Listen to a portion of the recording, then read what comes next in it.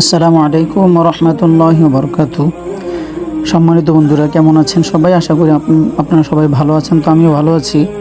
গত সপ্তাহে আমি বলেছিলাম যে আমি প্রত্যেক জুমার দিনের ব্লগগুলা তৈরি করব, যে আমি জুমার দিন কি করি, কার সাথে মসজিদে যাই, কিভাবে আমার জুমার সময়টা কাটে। তো গত সপ্তাহের কথা অনুযায়ী এই সপ্তাহে আমি চলে আসলাম। ঘুম থেকে উঠে সর্বপ্রথম আমি গোসল করতে যাব। এখন বাজে 10:30। তো আমি এখন গোসল করব। গোসল করার পরে আমি জুমার জন্য তৈরি হব। তো এটা হচ্ছে আমার বাথরুম, আর এই যে পাশে যে ট্যাঙ্কিটা দেখতেছেন এটা হচ্ছে বাথরুমের ট্যাঙ্কি। তো এই বাথরুমের ভিতরে এতটুকু জায়গার মধ্যে গোসল করতে হবে।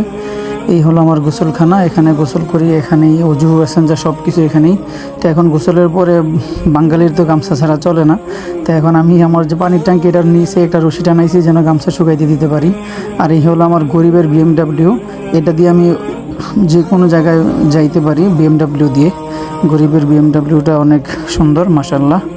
তো এখন রুমে চলে আসলাম, কাপড় চোপড় পরিধান করব। তো এখন দেখেন আমার রুমটা একবার অগোছালো হয়ে আছে। তো আপনারা তো বলবেন যে হুজুরে এত ফিটফাট হয়ে চলে, কিন্তু হুজুরের রুম এত অগোছালো কেন? এখন পারফিউম লাগাবো, তো পারফিউমের মুখটা দিকে খুলে গেছে। তো দেখলাম যে আসলে সবগুলো আলাদা আলাদা। পরে এখন পারফিউম মারতেছি, পারফিউম মারার পরে পোশাক আশাক পরবো। পোশাক আশাক পরার পরে তারপরে জুব্বা পরবো। আপনারা আমার পরনে যে প্যান্টটা দেখতেছেন এটা আসলে 3/4। এদেশে সবাই 3/4 আর হাফ প্যান্ট পরে, সাধারণত পায়জামা মানুষ পরে না। আর এই দেশে যেটা পায়জামা, আমাদের দেশে সেটা বেডিমাইতে পরে প্লাজো সিস্টেমের পায়জামা। তো ওইটা আমার পরতে ভালো লাগে না, আর আমি দেশ থেকে কোনো পায়জামা নিয়ে আসি নাই, যার কারণে 3/4 পরে অভ্যস্ত হয়ে গেছি। গত 2 মাস যাবত 3/4ই পরতেছি, এখন পর্যন্ত লুঙ্গি ধরিও নি, পরিও নি। যাই হোক, জুমার জন্য একটু ফিটফাট হইতেছি, জুমার নামাজ পড়তে যাব। এই দেশে আমি তো বাঞ্জাগানা মসজিদে নামাজ পড়াই। তো জুমার দিন এই দেশে আপনার সবাই গাড়ি নিয়ে আসে, মুসল্লিরা গাড়ি নিয়ে আসে, তারপরে আমাদেরকে নিয়ে যায় আর কি। তো আমি এখন পকেটের মধ্যে পাসপোর্ট আর হচ্ছে মানি ব্যাগটা নিলাম। মানি ব্যাগের মধ্যে আকামা আছে। তো এগুলো সাথেই রাখি, কখন কোন ঝামেলা হয় এগুলো তো বলা যায় না, আল্লাহ পাক ভালো জানেন। তো চশমাটা পরে এখন রুমালটা পরতে হবে। তো রুমালটা পরার আগে চিন্তা করলাম যে কম্বলটাকে ভাঁজ করে নেই। কম্বলটা ভাঁজ না করলে আবার আপনারা বলবেন যে অগোছালো করে রুমটা রেখে চলে গেছে। তো কম্বলটা ভাঁজ করে তারপরে চিন্তা করলাম যে রুমালটা পরতে হবে। এই দেশে যারা ইমামতি করে তারা সবাই লাল রুমাল অথবা সাদা রুমাল, অর্থাৎ রুমাল পরিধান করতে হয় আর জুব্বা পরতে হয়, একটু ফিটফাট থাকতে হয়। তো এখন আমি রুমালটা পরবো। আর পাশে যে জুব্বাটা দেখতেছেন এটা আমি নামাজের পর, প্রত্যেক নামাজের পরে জুব্বাটা পরি সাধারণত, কারণ সবসময় তো সাদা জুব্বা পরে থাকলে ময়লা হয়ে যায়। তো এই দেশের রুমালের মধ্যে আমি দেশে থাকতে চিন্তা করতাম যে সৌদিরা যে রুমাল পরে, রুমালগুলো কেন চোখ্য হয়ে থাকে। আসলে এই দেশের রুমালগুলোর মধ্যে একটা জিনিস, আমরা যেটাকে বাংলাদেশে অ্যারারোট বা মার বলি, ওইটা দিয়ে তারপরে এটাকে ইস্ত্রি করা হয়, যার কারণে এটা শক্ত এবং চোখ্খা হয়ে থাকে। আমাদের দেশে তো আসলে সাধারণত এগুলা মানে ইস্ত্রি তো দূরের কথা, মার দেওয়া তো দূরের কথা, এগুলো চিন্তাই করা যায় না। তো আমি এখন নামাজের জন্য রেডি।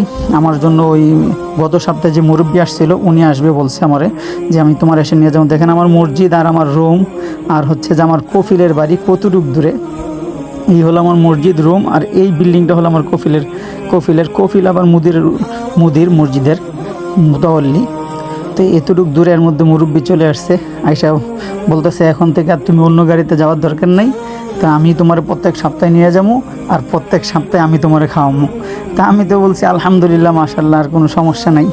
তো প্রতিমধ্যে পাকিস্তানি 3 ভাই রাস্তা দিয়ে জুমা নামাজ পড়তে যেতেছিল, তো মুরব্বী ওনাদেরকে নিয়ে নিছে। এই দেশে একটা মানুষের অভ্যাস হইলো যে নুসরত করা আর কি। তো আমরা কথা বলতে বলতে দেখেন মসজিদের কাছাকাছি চলে আসছি। এই মসজিদের নাম হচ্ছে মসজিদে আখওয়াইন। 2 ভাই এই মসজিদটা করছে। তো এই যে মসজিদের ভিতরের অবস্থা, প্রত্যেক জুমায় যখন মসজিদে আসি, সৌদিদেরকে আমার একটা জিনিস খুব ভালো লাগে যে সৌদিরা এত সুন্দর পরিপাটি হয়ে মসজিদে আসে, দেখলে প্রাণটা জুড়ে যায়। তো এই মসজিদে 2 জন খতিব সাহেব, গত সপ্তাহে একজন আসছিল, এই সপ্তাহে একজন জুমা পড়াইছে।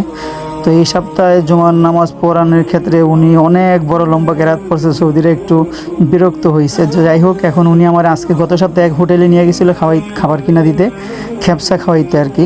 তো আজকে একটা তুরস্কের মাতাম তুর্কিস্তানি এমন একটা দোকানে নিয়ে আসছে। তো দোকানে এসে দেখলাম বাঙালি 2 ভাই খাবার খেতেছে, গল্প করতেছে। তা আমার দেখে আমার সাথে গল্প করতে লাগলো। আমি যখন ভিডিও করে দেখে আমার পিছু আসতে লাগলো। তো আমি ওনারও ভিডিওর মধ্যে রাখলাম।